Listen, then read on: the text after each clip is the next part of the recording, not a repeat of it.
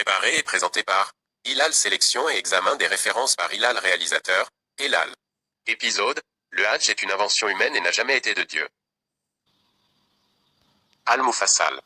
Dans L'histoire des Arabes avant de recevoir. Écrit par le docteur Jawad Ali.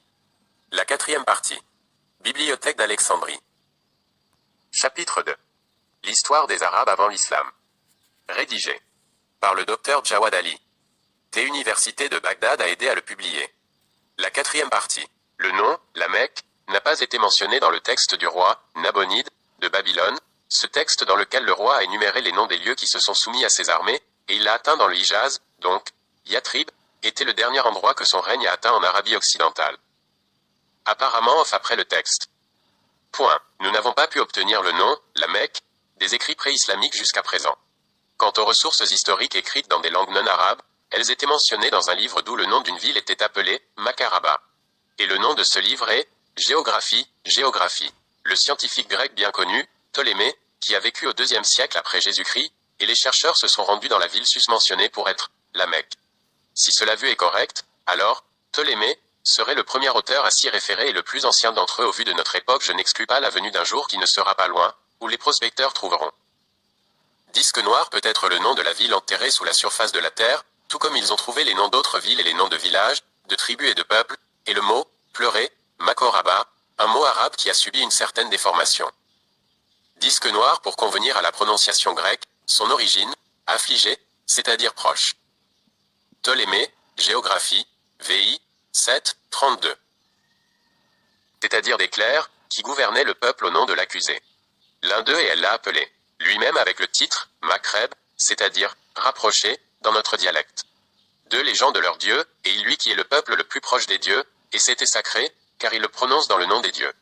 Pour eux, il est aussi sacré et Aram, Sumomé, Baïk de la Mecque, mais plutôt c'est comme dans donc le mot n'est pas un signe a été Al-Magdi, et Jérusalem, car ils étaient à l'origine un adjectif pour puis l'adjectif est devenu un signe pour la ville. Quant à ce que certains chercheurs ont dit que le célèbre temple mentionné par Diodorus le Siculus, Diodorus Biculus, dans le pays d'une tribu arabe qu'il a appelé Bizome, et a dit que c'est un lieu sacré qui a la sainteté et la renommée parmi tous les Arabes, et la Mecque c'est une opinion qui n'est pas fondée sur des preuves acceptables raisonnables. L'endroit où se trouve le temple est un endroit éloigné de la Mecque par une grande distance, et il est situé dans Ismi, à l'endroit appelé Rawafa, Gawafa, selon Moule.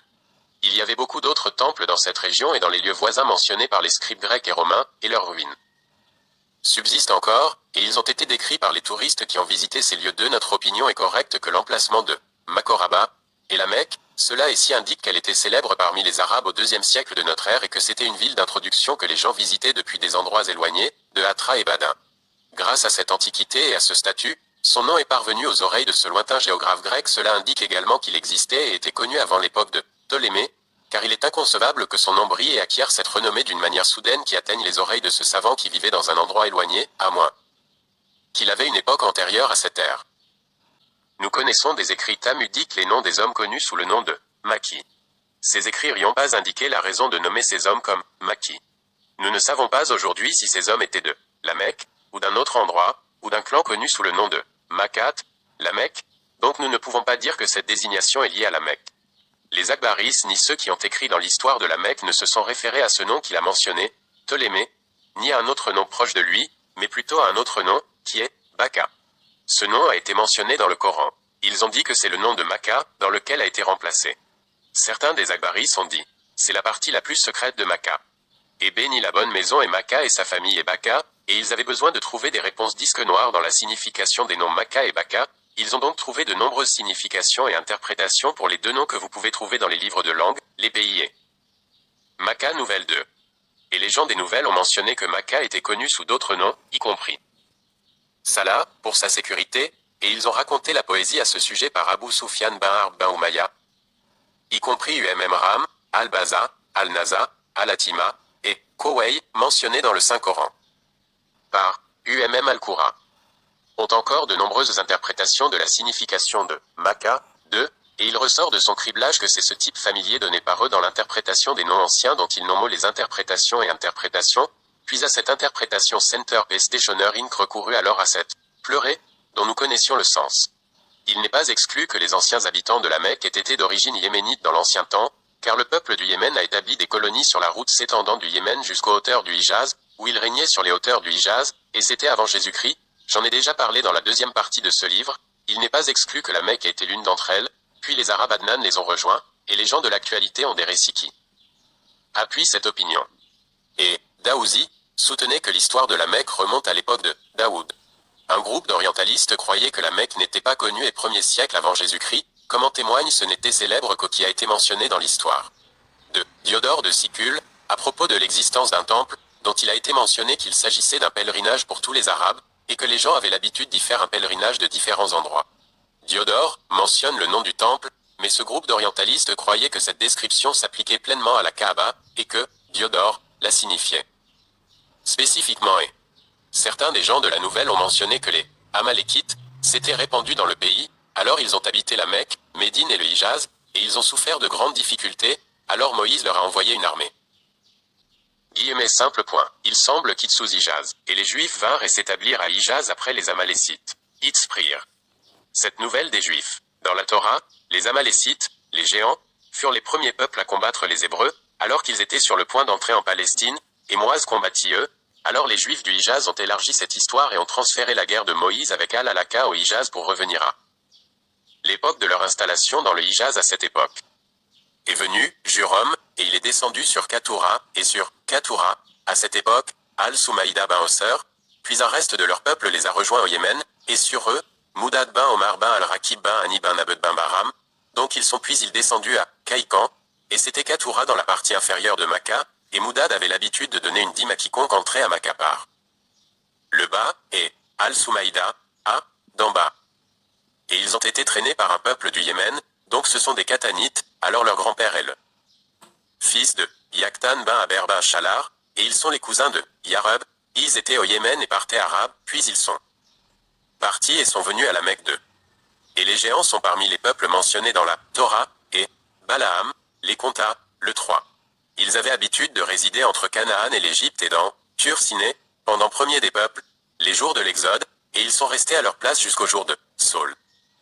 Et il a Baol, j'ai parlé d'eux dans la première partie de ce livre Disque noir. Et ceux qui les ont traînés ont été promus, Ismaël ben Ibrahim, à la narration des Akbaris, et dans leur langue, ils parlaient. Et Hajar l'avait amené à la Mecque. Quand il a grandi et grandi, il a appris et parlé, ils sont originaires du Yémen. Il a épousé une première femme, ils ont dit qu'elle s'appelait Oura, et qu'elle était la fille de Saad ben Louga. Le peuple pré-islamique avait l'habitude de vénérer la maison avec du sang et de s'approcher de ses idoles par des sacrifices. Il croyait que la vénération de la maison ou de l'idole ne peut se faire que par le massacre et que les sacrifices font partie de la piété de cœur, et le massacre est le signe de la sincérité dans leur religion et un signe de grandeur. Les musulmans ont dit, ô messager de Dieu, les gens de Jaïliya avaient l'habitude de vénérer la maison avec du sang, nous avons donc le droit de la vénérer. Jawad Ali, Al-Mufassal, partie 6, page 154. Que les gens pré-islamiques avaient l'habitude de verser le sang de la victime sur les piliers pendant qu'ils étaient placés dans la Kaaba, et ils essuyaient la Kaaba. Jawad sur le joint, tome 6, page 154. Parmi les rituels liés à Mina figure le sacrifice des sacrifices, qui est le sacrifice dans l'islam et les sacrifices, à l'ère pré-islamique. Par conséquent, cette fête est divisée en Eid al-Hajj et Eid al-Adha. Le jour où le sacrifice a été sacrifié était connu comme le jour du sacrifice, et le jour du sacrifice. Et il le sacrifiait sur les monuments et près des idoles, ainsi il était distribué aux personnes présentes pour le manger en groupe, ou il était donné à des particuliers. Il peut être laissé aux intempéries et aux prédateurs terrestres, de sorte qu'aucun humain ou animal ne peut s'en détourner. Le pèlerinage culmine dans l'offrande des autels, car ce sont les plus hautes manifestations de culte dans les religions anciennes. Jawad Ali, partie 6, page 303. Et les gens pré-islamiques imitaient leur sacrifice avec un collier, ou avec 2 sandales qui pendaient autour du cou du sacrifice, comme une notification aux gens que l'animal est un sacrifice et qu'il n'est pas permis de l'attaquer, car ils utilisaient pour le faire sentir et informer la notification. C'est couper la peau du chameau ou poignarder sa bosse d'un côté avec un scalpel ou similaire, et il a été dit dans sa bosse droite pour que le sang apparaisse et on sait que c'est un sacrifice, et le rite est le chameau doué. Jawad Ali, Al-Mufassal, tome 6, page 304. Et quiconque avait l'intention de faire le Hajj sacrifiait à un arbre là-bas, puis suppliait, et quiconque avait l'intention de mana lui donnerait des cadeaux comme d'autres avaient l'habitude de guider la Kaaba et de la contourner puis de l'abattre à proximité. De même, Le reste des tribus avaient l'habitude de faire le tour de leurs idoles lors de leurs fêtes, de leur présenter des cadeaux, puis de les abattre lorsqu'ils terminaient ces rituels, comme une indication de leur achèvement des rituels de pèlerinage vers ces lieux et de leur achèvement. De la meilleure façon. Jawad Ali al-Mufassal, tome 6, page 305. Les sacrifices offerts aux dieux sont des chameaux, des vaches, des bœufs, des moutons et des chèvres, qui sont les animaux les plus communs dans l'abattage des autres peuples sémitiques. Nous n'avons pas trouvé dans les textes d'Al-Musna une mention d'autres animaux, comme le poisson ou le poulet, par exemple, et c'est peut-être une valeur trompeuse et insignifiante par rapport au prix des autres animaux, ce qui a fait que les gens désapprouvent de se référer à eux dans les textes. Jawad Ali al-Mufassal, tome 6, page 155. Il ressort clairement des études sur les vœux chez les peuples anciens qu'ils étaient le résultat d'un besoin, et la perception de la personne qu'il peut influencer ses dieux avec ses vœux, les faisant tendre à répondre à sa demande et à résoudre ses problèmes en présentant des demandes tentantes qu'il convoite et des cadeaux agréables dont il se réjouit, tout comme une personne se réjouit lorsqu'elle lui présente des cadeaux semblables, ainsi il sera satisfait du propriétaire du cadeau. Il est à l'aise avec lui et se rapproche de lui, et le cadeau est une sorte de proximité et d'affection, le devoir de la personne à qui le cadeau a été offert est de rendre l'appareil. Jawad Ali al-Mufassal, tome 6, page 153. Le mot « al-da » a été mentionné dans le Saint-Coran, et cela signifie ce qui a été présenté à Makkah de bénédiction et d'autres argent ou plaisir. Il a mentionné que le sacrifice et tout ce qui est donné en cadeau à la maison de Dieu, qu'il s'agisse d'un chameau, d'une vache, d'un mouton ou de vêtements, et tout ce qui est donné est général dans tout ce qui est offert en sacrifice et en aumône. Jawad Ali al-Mufassal, tome 6, page 165. Et les gens de Jaïliya ne mangeaient pas de leurs sacrifices, mais leur viande était mangée par d'autres. Comme ils avaient l'habitude de frotter la maison avec sang du corps et leurs idoles avec. Et il a été dit dans un autre récit qu'ils sacrifient leurs sacrifices aux idoles, et quand ils sacrifient une offrande, ils la partagent entre ceux qui les assistent. Jawad Ali, al-Mufassal, tome 6, page 159. Et le cadeau imité était connu sous le nom de collier qui vous font sentir que c'est de ce qui a été donné à la maison de Dieu, avec des colliers, donc il n'est permis à personne de le harceler, ou de défaire ses colliers, car cela transgresse l'argent de Dieu, et c'est de l'argent marqué sur lui et est connu pour son collier, que c'est l'un des cadeaux qui sont destinés à la maison. Si son collier était desserré, il ne volait que l'argent privé des gens. Jawad Ali al-Mufassal, tome 6, page 165. Chanter la rababa dans les conditions de la communauté des compagnons, le premier voyage. Mahomet et les compagnons. Fruit désiré, obéissance absolue 225. Mahomet était du Kouraïch, la plus grande tribu de la péninsule arabique. Respecté de tous et appelait ses membres le peuple du sanctuaire, car dans leur village se dresse la Kaaba qui est sanctifiée par toutes les tribus, même les gens des deux les religions sémitiques, le judaïsme et le christianisme, ainsi que les Sabéens, considérant que la Kaaba est l'héritage d'Abraham, le père des prophètes, et bien qu'il ait été il y a 23 Kaaba dans la péninsule arabique. Car la Kaaba de la Mecque était le plus honorable et distingué et le lieu de révérence pour tous. Lat. Al-Lat est l'une des anciennes idoles bien connues parmi les Arabes. Ibn al-Kalbi a mentionné que c'était un rocher carré sur lequel la fille de Thaqif a été illuminée pendant une période claire, et ils ont commencé à marcher vers elle, les faisant égales à la Kaaba. Qu'est-ce qui est avec vous? Al-Mufassal dans l'histoire des Arabes, volume 6, page 179. Certains orientalistes ont soutenu que la maison n'était rien d'autre qu'un cadre pour la pierre noire, qui était l'une des divinités les plus importantes des Kouraïch parce qu'elle représentait les restes d'une pierre ancienne qui était sacrée pour les anciens de l'ère pré-islamique, mais ce n'était pas la seule divinité de Kouraïch, et il est à noter que l'approche des pierres dans les maisons de la clinique était courante chez les ignorants. Et il a été mentionné que Gayman est un lieu de culte et dans celui-ci, Hajar Famam, Hajar Kahamam, qui est similaire à la pierre noire que les ignorants utilisaient pour s'approcher à la Mecque et la pierre qui se trouvait dans la Kaaba de Najran et Atsalal, et dans de nombreux autres endroits mentionnés par Al-Hamdani. Des tombes pré-islamiques ont été découvertes.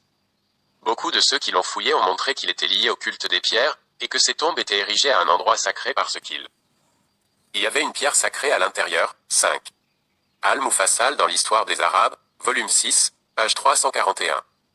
Et il ressort de la description des gens des nouvelles de la maison d'Al-Lat que c'était le style de la maison à la Mecque en termes de statut, de respect et de vêtements. Il avait l'habitude d'être vêtu chaque année d'un vêtement, et il semble qu'un Thaqif avait un gardien et des serviteurs qui gardaient la maison. Et son service et son nettoyage comme c'était à la Mecque et dans les maisons. Autre Dieu. Al-Mufassal dans l'histoire des Arabes, volume 6, page 180. Et il a été rapporté qu'ils avaient l'habitude de décorer la Kaaba le jour de Ashura. Et il a été mentionné que Bani Hashim avait l'habitude de la vêtir le jour de Tarwiya, avec du brocart, afin qu'elle apparaisse dans son meilleur état et que les gens le voient comme tel. Mais si le jour de la Tchoura arrive, ils accrochent le pagne dessus, et il a été rapporté qu'ils avaient l'habitude de couvrir la Kaaba de brocarle. Jour d'Al-Tarwiya, donc la chemise y est accrochée et non cousue, même. Si le légend laisse, 2 mois, un fil et quitte le pagne, puis ils sont vêtus du Kabati le jour de la Tchoura, et le pagne s'y accroche et se connecte au brocaré. N'est pas exclu, il est possible que le jour de Hatchoura était l'un des jours sacrés. Et sanctifié pour les gens de l'ignorance, même si nous ne savons pas. Tout à son sujet et la raison pour laquelle les gens de la Mecque le célèbrent. Et y jeûnent. Certains orientalistes sont allés à la possibilité que les Kouraïchites aient été affectés par la Tchoura des Juifs, comme si l'un des maîtres de la Mecque leur avait pris ce jour et l'avait glorifié, alors les habitants de la Mecque le lui ont pris et en ont fait un an pour eux. Cependant, il est possible que ce jour ne soit pas lié à la Tchoura des Juifs, mais plutôt à l'une des anciennes traditions du peuple de la Mecque, également connue des autres, et il n'y a aucun lien. Journée juive. Al-Mufassal dans l'histoire des Arabes, volume 6, page 347.